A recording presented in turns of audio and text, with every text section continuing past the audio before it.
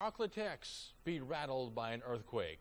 May sound far-fetched, but you may be surprised at how likely it could be.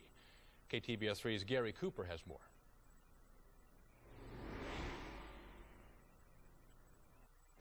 The images we have seen coming from Japan are horrific.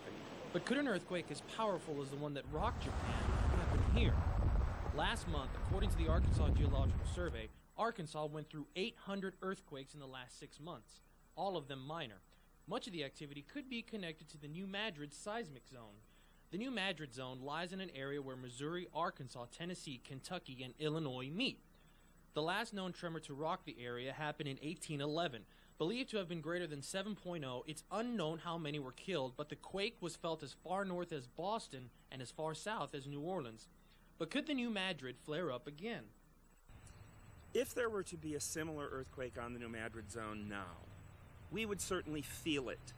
David Beeler is the chairman of the geology department at Centenary, and he says despite recent activity, we have a long way to go for the next big one.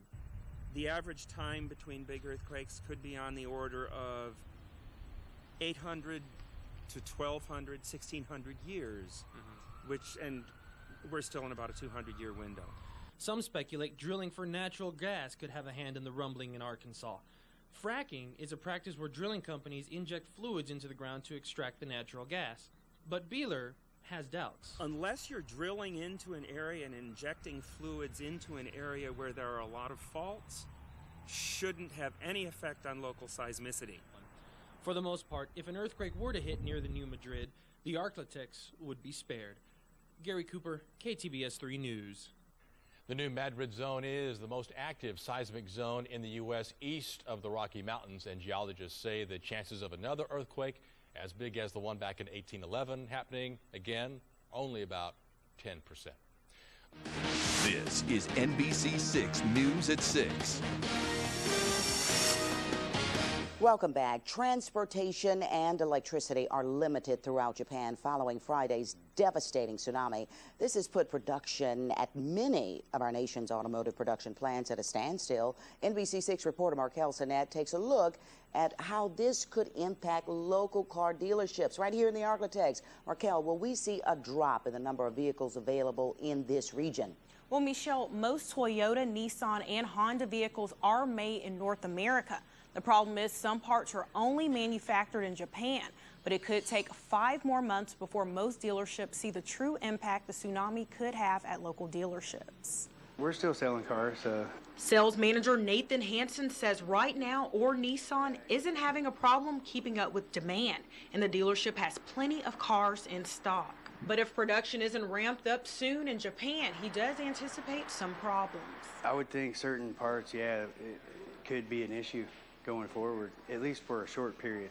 Centenary College economics professor David Hoes says a lot of the electronic parts for vehicles come from Japan, as well as many electronics found in most households.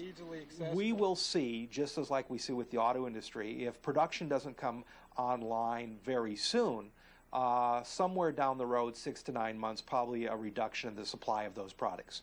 Hoes says most popular electronics are already well stocked in the U.S. for the next 6 months.